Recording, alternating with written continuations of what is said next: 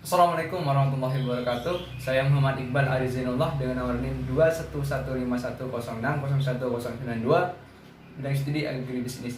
Di sini saya akan membuat tugas video mengenai ulangan akhir semester Pancasila.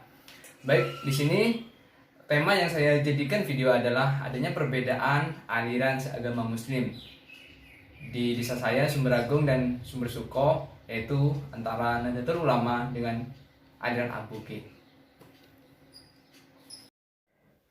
Desa Sumber Agung, di mana yang terletak di Kecamatan Dringu, memiliki sekitar 1000-an warga. Mayoritas warga di sini bermata pencaharian sebagai petani, dan seluruh warga di sini merupakan beragama Muslim. Sedangkan desa Sumber Suko merupakan desa tetangga yang terletak di sebelah timur desa Sumber Agung, memiliki sekitar 1300-an warga yang menetap. Ini lebih banyak di desa Sumber Agung, karena kan areanya lebih luas.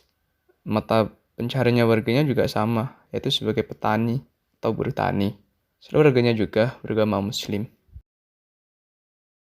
Namun, terdapat perbedaan dari kedua desa tersebut. Atau meskipun sama memiliki beragama Muslim, tetapi terdapat perbedaan jenis aliran yang dianut. Memang, semua yang dianut di kedua desa merupakan Nahdlatul Ulama. Tapi ada tambahan aliran di desa Sumber Suko, yaitu aliran Abuge. Abuge ini merupakan aliran di mana saat bulan Ramadan dilaksanakan ibadah puasa dan sholat idnya di belakangannya, atau talat. Misal, pemerintah menetapkan di hari H bulan Ramadan, maka puasanya aliran Abuge akan dilaksanakan menjelang 2 hari setelah puasa dari pemerintah. Begitu pula dengan sholat idnya. Jika pemerintah menetapkan hari H, maka menjelang 2 hari ke depan, suku Abuge melaksanakan sholat id tersebut. Memang aliran tersebut sedikit nyeleweng dari akidah. Namun hal tersebut tidak membuat perpecahan di antara kedua desa. Sebagaimana yang kita ketahui, jika suatu kelompok memiliki asa fanatik terhadap organisasi atau aliran, maka adanya organisasi atau aliran yang baru akan ditentang bersalah, sehingga bisa juga akan menimbulkan perpecahan. Sebagaimana yang kita ketahui di Nusa Tenggara Timur, yaitu Ahmadiyah, suatu organisasi atau aliran yang terjadi perpecahan di antara sama umat Muslim karena tidak sepaham dengan lainnya. Bersyukur di sini memiliki hubungan harmonis di antara kedua belah pihak, baik desa Sumber Agung maupun Sumber Suko. Bahkan ada terdapat warganya memiliki hubungan pernikahan dengan desa lainnya. Baik aliran Nahdlatul Ulama Nahdiyin, Muhammadiyah, dan lain sebagainya, golongan aliran-aliran yang lain, kita harus bersatu padu untuk menegakkan NKRI. Apalagi saya pribadi sebagai Rois Surya Ranting Nahdlatul Ulama Desa Sumber Agung, meneruskan wawasan Mbah Hasyim Asy'ari wa ala ali wa ashabi, muassis Nahdlatul Ulama, NKRI harga mati. Barang siapa yang merongrong merusak Bhinneka Tunggal Ika, Pancasila dan NKRI, diubah menjadi khilafah dan lain sebagainya, NKRI harga mati bagi orang Nahdlatul Ulama dan Muhammadiyah. Itu sudah tercatat. Kita berbangsa itu berbeda-beda agama.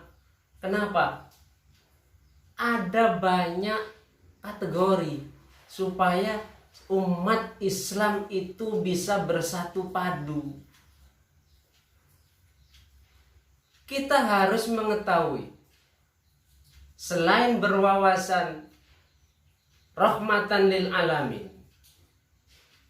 Islam harus berfundamental dengan yaitu namanya basyariah. Nah, ini cinta kebangsaan. Kalau kita menanamkan cinta kebangsaan, suatu negara berbeda-beda agama pun, Islam, Nasrani, Hindu, Kristen, Majusi, dan lain sebagainya, Aboge dan lain sebagainya, kalau kita berwawasan dengan cinta tanah air, hubbul waton minal iman, akan kita bersatu padu merucut dalam satu poin, menegakkan NKRI harga mati. Siapapun yang merongrong termasuk PKI harus di bumi hanguskan dengan akar-akarnya.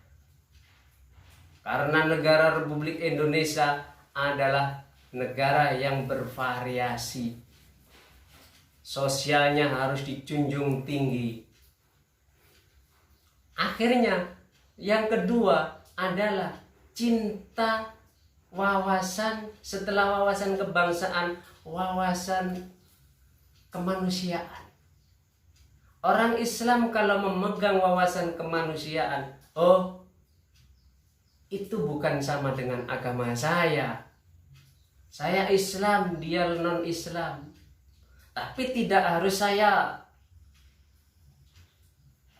caci maki, tidak harus saya musuhi, tapi harus saya rangkul. Kenapa? Saya beriktikad adalah wawasan sosial kemanusiaan. Sesama manusia harus toleransi. Akhirnya di Pancasila pun ada toleransi antar umat beragama. Sehingga jadilah Indonesia itu padu. Kenapa Indonesia katanya orang-orang luar negeri kok bisa? Indonesia begitu banyak pulau-pulau dan luas negaranya bisa bersatu padu. Sedangkan Timur Tengah hanya sedikit, kok perang terus-terusan? Karena mungkin tidak memegang yang satu tadi. Sosial kemasyarakatannya tidak rukun. Hanya mengaku dirinya golongan saya yang lebih benar. Kalau tidak ditegakkan ini khilafah ini dan itu, akhirnya perang.